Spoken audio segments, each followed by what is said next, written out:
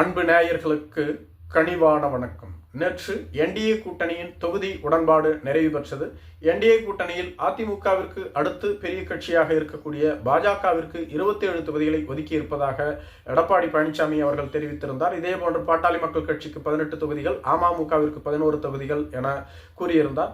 அதே கூட்டணியில் இருக்கக்கூடிய ஐஜேகே, புதிய நீதி கட்சி, தமிழக மக்கள் முன்னேற்ற கழக கட்சி, பெருந்தலைவர் மக்கள் கட்சி, ஃபார்வர்ட் பிளாக் போன்ற கட்சிகளுக்கு குறைவான தொகுதிகள் தான் ஒதுக்கப்பட்டிருப்பதாகவும், மேலும் இவர்கள் அனைவருமே இரட்டை இலை சின்னத்தில் தான் போட்டியிட வேண்டும் என்றும் சொல்லப்பட்டு வருகிறது. குறிப்பாக ஃபார்வர்ட் பிளாக், பெருந்தலைவர் மக்கள் கட்சி, புரட்சி பாரதம் போன்ற கட்சிகளுக்கு தலா 1 தொகுதிகளும், ஐஜேகே, புதிய நீதி கட்சி, தமிழக மக்கள் முன்னேற்ற கழக கட்சி, தமிழ் மாநில காங்கிரஸ் கட்சிகளுக்கு தலா 2 தொகுதிகள் என்றும் சொல்லப்பட்டு வருகிறது.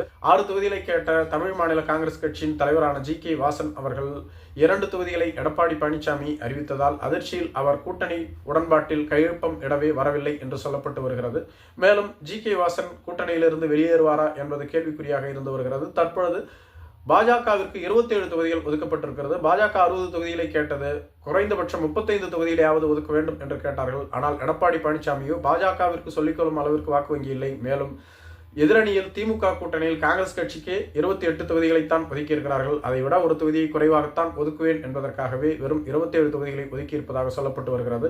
இதன் மூலம் அமித்ஷா மிகப்பெரிய அதிருப்தியில் இருந்தாலும் வேறும் வழி இல்லை. எடப்பாடி பழனிசாமி கொடுப்பதை பெற்றுக்கொண்டுதான் ஆக வேண்டிய சூழ்நிலையில் பாஜக இருந்து வருவது வியப்பாக இருந்து வருகிறது. மேலும் பாஜகவிற்கு அதிமுக வழங்கியுள்ள தொகுதிகள் எவை என்பதை காணலாம்.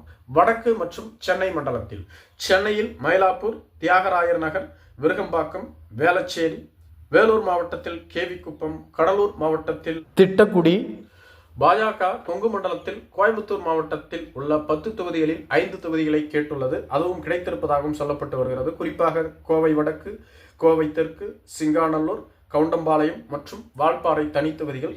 இதேபோன்று திருப்பூர் மாவட்டத்தில் அவினாசி, திருப்பூர் வடக்கு, பல்லடம், சூலூர் போன்ற தொகுதிகளை பெற்றுள்ளது. இதேபோன்று நீலகிரி மாவட்டத்தில் ஊட்டி, கிருஷ்ணகிரி மாவட்டத்தில் ஓசூர் போன்ற தொகுதிகளை பாஜக அதிமுகவிடம் பெற்றுள்ளது.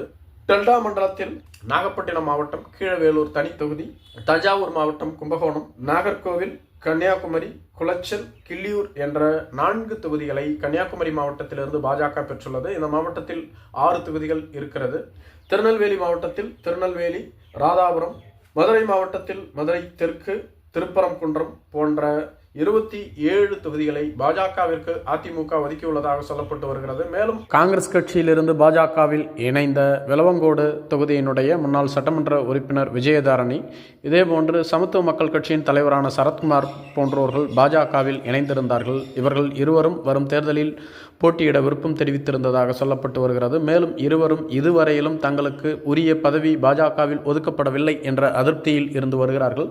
மேலும் விளவங்கோடு தொகுதியை பாஜக கேட்காதது விஜயதாரணைக்கு மிகப்பெரிய வருத்தத்தை ஏற்படுத்தியுள்ளதாக சொல்லப்பட்டு வருகிறது. இதேபோன்று திருச்செந்தூர் தொகுதியை கேட்டு அதில் சரத்குமார் போட்டியிட திட்டமிட்டிருந்தார். தூத்துக்குடி மாவட்டத்தில் திருச்செந்தூர் தொகுதியை பாஜக கேட்கவில்லை என்பது சரத்குமாருக்கு வருத்தத்தை ஏற்படுத்தியுள்ளது.